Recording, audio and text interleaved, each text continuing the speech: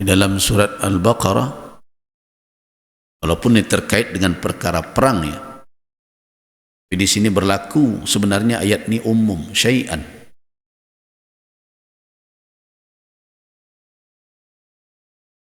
Wa asa an takrahu syai'an wa huwa khairul lakum. Wa asa an tuhibbu syai'an wa huwa syarrul lakum. Wallahu ya'lamu wa antum la ta'lamun. Ayat 216 surat Al-Baqarah. Barangkali sesuatu yang kamu benci dialah yang menjadi kebaikan untukmu, dan bisa jadi sesuatu yang kamu cintai malah itu menjadi keburukan untukmu. Kenapa? Karena hakikatnya yang tahu apa yang akan terjadi ke depan itu bukan kamu. Allah. Allah lah yang maha mengetahui, dan kamu tidak mengetahui. Kamu hanya menduga saja. Ilmu kamu itu dalam perkara ini adalah menduga, walaupun mencari contoh kanan sudah, tapi tidak ada dan sudah itu terjadi ketiba tu. Para banyak tersuo sebelum menikah rasa kedicabi hari pagi, tak nanti dah. Terlambik sepak kuas setiap badan dari yang telefon. Nah, sampai di mana Pak Ustaz itu kan? Lah macet cepat kuat. Gelisah tu. Sudah itu tak sampai 3 bulan laranya pula kan tu pengadilan agama dia. Negara tu perangai manusia na menyangkanya tahu tadi tu bantu iko banalah kena ketumpangan raso kayu pula, ternyata tidak seperti itu. Jadi kita harus menyadari bahwa dalam perkara yang seperti ini Allahu ya'lamu, Allah yang maha mengetahui. So ilmumu itu, kalau dikatakan ilmu itu kamu itu pasti dalam hal-hal as-sawabiq yang telah lalu dan telah terjadi, itu maklumat ni yo tu. Tapi yang akan datang Allahu ya'lam wa antum la ta'lamun. Walaupun disuruh untuk memprediksi yang akan datang, tapi jangan putuskan bantu keserupa itu pasti tidak ada tu. Merancang ke depan tu disuruh. Wal tanzur nafsum ma qaddamat lighad. Jelas. Merancang masa depan perlu. Tidak ada lah tu petunjuk Islam baik duit kau.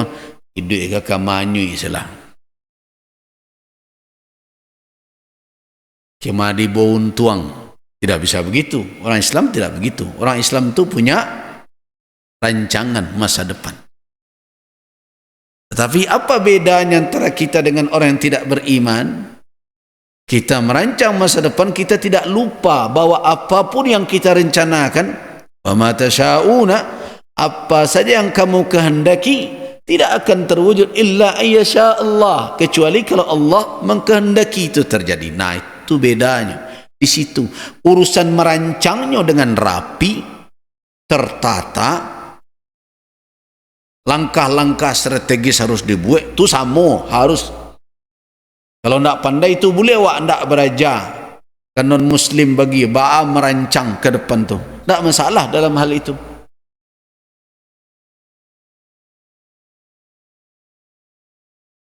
Nah, tetapi apa bedanya kita beriman dengan orang tidak beriman? Kita tidak pernah memastikan rencangan yang kita buat, perencanaan yang kita susun, strategi yang telah jitu itu pasti akan wujud begitu. Nah, itu bedanya. Karena kita yakin, wa ma tasyauna illa ayyasha Allah. Apa saja yang kamu kehendaki tidak akan terwujud kecuali kalau Allah menghendaki itu terjadi. Itu dikatakan taufik namanya itu. Wabillahi taufik wal hidayah. Allah yang punya. Kalau dia sesuaikan, Kalau boleh sesuai kehendak awak, rencana awak, strategi awak dengan keinginan Allah, jadilah dia. Tapi kalau tidak, wama lam yasha' lam yakun. Tidak dikehendaki oleh Allah, tidak akan terjadi. Nah, jadi dalam perkara yang seperti ini, kita tidak bisa hanya dengan melihat satu ada hal yang tidak disukai dari satu pasangan, kemudian tiba-tiba langsung saja kebencian bersarang habis. Bisa begitu.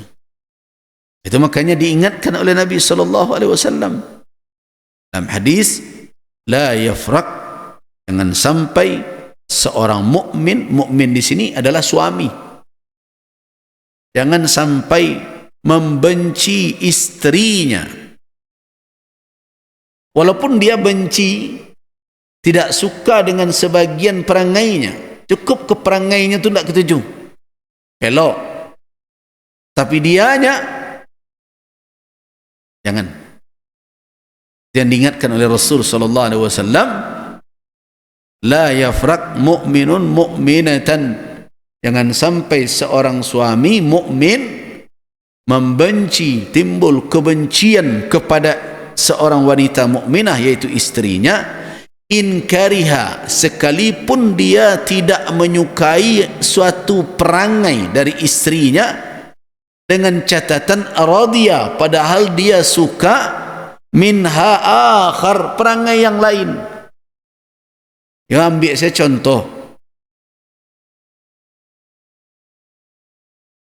urusan babalanjo tak ketuju dewak misalnya, setiap nak nampak di balinya, tetapi urusan kamihnya di rumah,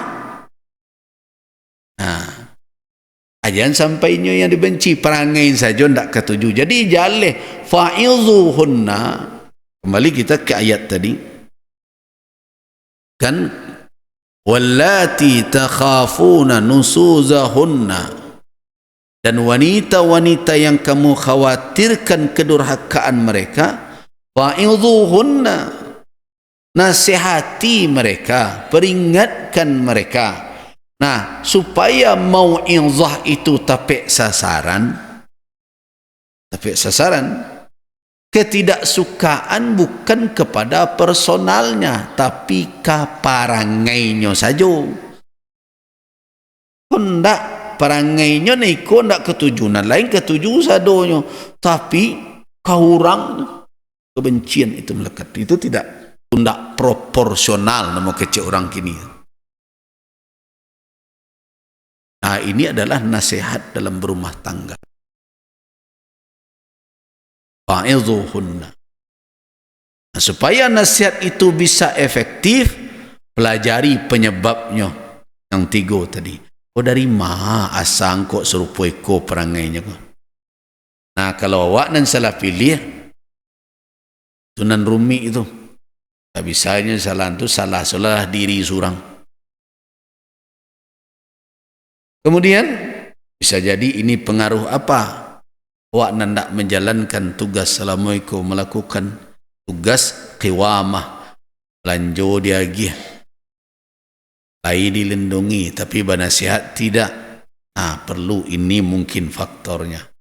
Nah, tahu. Jadi fa'idhuhunna menuntut suami pandai memberikan mau'izah, nasihat, dan tahu penyebab. Nah, sekarang apa bentuk-bentuk nusuz? Ya, nusuz atau kedurhakaan. Yang pertama, bentuk kedurhakaan kepada pasangan, kepada suami itu, al-khuruj an ta'atillahi fil wajibati asy-syar'iyyah. Ini yang pertama ini. Keluar dari ketaatan kepada Allah dalam perkara yang wajib secara syar'i. Jadi orang hendak mengarai wanita yang tidak melakukan kewajiban syariat, itu nusuz namanya tu. Jadi ada suami yang tak faham. Nyo sangko nusus tu kalau tak patuh kenyo saja. Kalau tak solat tak masalah dia nyo. Itu laki-laki nak tahu je tanggungjawab namanya. Kan ada laki-laki yang begitu. Kalau perintahnya tak dijalankannya, ayat kumbang-kumbangnya. Tapi kalau bini tak solat, yang senyum. Padahal durhaka kepada Allah itu adalah tingkat kedurhakaan tertinggi itu.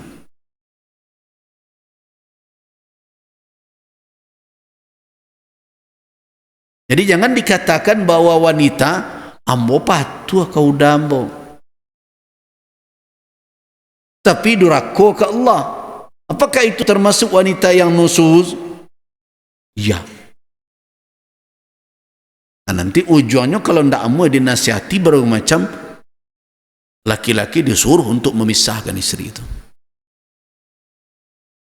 Sebab itu menimbulkan bahaya dan mudarat. Apalagi kalau darinya lahir anak-anak yang akan terdidik di tangan wanita yang durhaka kepada Allah.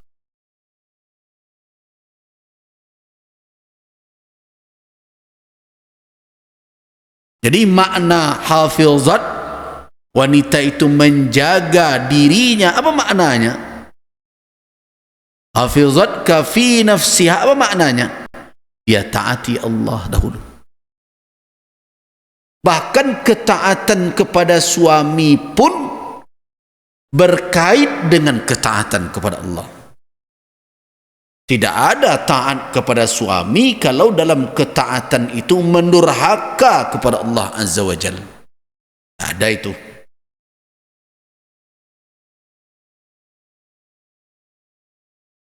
Tidak benar kalau ada orang dengan alasan mentaati suami mendurhaka kepada Allah Azza wa Jalla. Karena Nabi sudah ingatkan, la ta'ata li makhluqin fi ma'siyatil khaliq atau fi ma'siyatillah. Tidak ada ketaatan kepada makhluk dalam rangka atau dalam keadaan mendurhaka kepada Khaliq. Nah, karena itu apa karakter pertama atau bentuk tertinggi dari kedurhakaan wanita adalah al-khuruj an ta'atillahi fil wajibatis syar'i, yaitu tidak mau patuh kepada Allah dalam perkara-perkara yang wajib syar'i. Nah, itu bentuk yang pertama. Yang kedua, izharul istighfaf, memunculkan atau memperlihatkan sikap memandang enteng suami, bizzauj, atau sabbuhu wa syatmuh, atau mencela dan memakinya. Itu nusuz itu.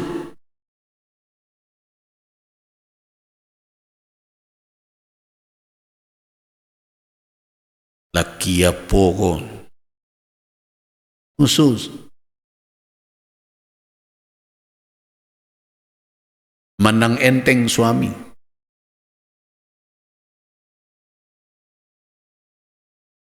Memakinya apalagi. Itu nusuz. Itu kedurhakaan. Nah, sebenarnya ini berimbang dengan kewajiban suami yang harus bergaul dengan istri dengan cara yang ma'ruf. Suami juga harus menghormati, menempatkan istrinya pada posisi yang terhormat. Tidak boleh merendahkannya. Bahkan tidak boleh menyinggung perasaannya. Seperti apa? Contohnya seperti menyebutkan kecantikan dan bermacam wanita lain kepada istri. Itu bukan muasyarah bil ma'ruf. Apa-apa cok tu. Ini dekat awak calik aja foto artis nandak berbaju bagi kena macam.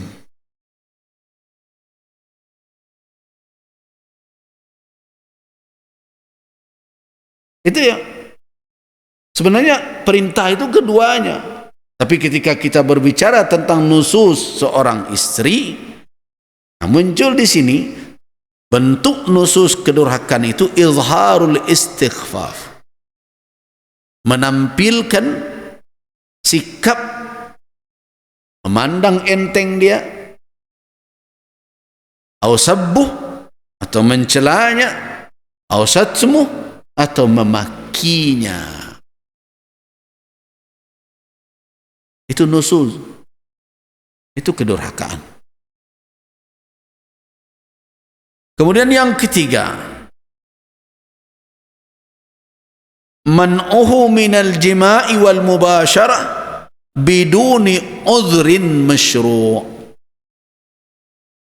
Tidak melayaninya dalam berhubungan suami istri atau enggan tanpa alasan uzur yang syar'i. Tanpa uzur. Mengapa ini dijadikan sebagai bentuk nusuz? Bagi orang hari ini mengatakan awak akan bebas. Kalau ndak mood kan pakai begitu. Kalau ndak, ingat fungsi rumah tangga itu salah satunya adalah tahsin, untuk membentengi orang yang ada, yaitu pasangan suami istri ini, dari jatuh kepada perbuatan zina dan jalan-jalan kepada perzinahan. Tapi kalau pasangan boleh saja enggan tanpa alasan syar'i, tidak terjadi atau tidak terwujud tujuan utama untuk menjaga diri dari perzinahan itu. So, kalau syahwat bergejolak, tidak ada lagi tempat penyaluran yang halal, yang sah, ditambah pula iman lemah, godaan berat, kemana nanti pelampiasannya? Melacur. Nah, itu makanya Islam mengingatkan. Jadi bukan, kadang sebagian orang ketika melihat ini, itu saja ya rumah tangga.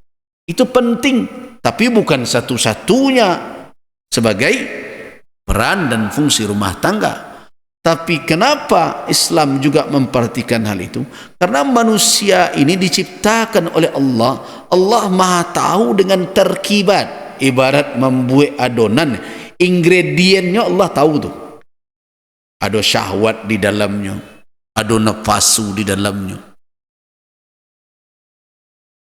Kalau ini tidak tersalur dengan cara yang benar yang membawa kemaslahatan, maka dia akan melimpah menjadi kemudaratan dan kemafsadatan. Itu makanya jangan. Pertanyaannya Pak, sering muncul, mengko nanacok muncul laki-laki tidak boleh ditolak kalau ingin berhubungan syahwat. Mana kau tidak ada padusi tidak boleh ditolak? Tak muncul seperti itu. Sebenarnya ada, tetapi nas syariat, nas Nabi kan sudah mengingatkan, sesungguhnya istrimu menyenangi apa yang kamu senangi dari dia. Kalau urusan dengan wanita, biasanya nas-nas syariat, teks-teks wahyu, baik dalam Al-Quran dan Sunnah, memakai kata berkias. Kenapa? Karena karakter wanita beriman itu pemalu. Jadi kalau berterang-terangan, malunya membacanya. Wanita beriman ya, bukan wanita mengaku beriman. Mengaku beriman banyak. Makanya kini lah banyak nan hilang malu. Joget-joget nunjuk langit bagai tengah orang ramai. Ini. Nah, kenapa man'uhu minal jima'i wal mubasharati biduni uzrin masyru', enggan melayaninya untuk bergaul, bermesraan tanpa uzur yang syar'i. Tak ada halangan apa-apa.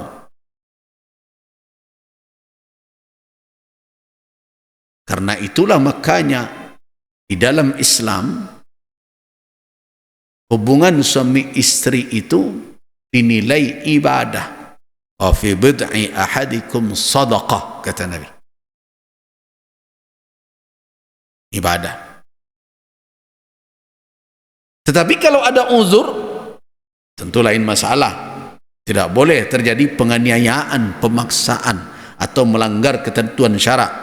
Istrinya dalam keadaan haid misalnya, tidak boleh dipaksa walaupun tidak terhambat untuk bermesraan sebagaimana yang ditunjukkan oleh Ummul Mukminin Aisyah radhiyallahu anha kepada wanita, bagaimana kalau dalam keadaan haid suami tetap ingin bermesraan. Ya, yang tidak boleh yang bergaul secara khusus itu bermesraan, tidak ada masalah. Rasulullah sallallahu alaihi wasallam, kata Ummul Mukminin Aisyah, kalau bersama saya biasanya beliau tidak menyentuh bahagian antara lutut dengan pusar yang lain. Silakan. Selama ada uzur syar'i, tentu wanita boleh untuk enggan, misalnya dalam keadaan sakit atau dalam keadaan haid, atau karena dulu orang yang kadang-kadang agak nyeleneh, pengen pula melakukan hal itu di tengah orang banyak berbagai macam, di tempat terbuka, yang itu akan membuat rendah dan jatuhnya kehormatan. Nah, itu hal-hal yang seperti itu masyru' namanya. Wanita berhak untuk menolak, istri berhak untuk enggan melakukannya.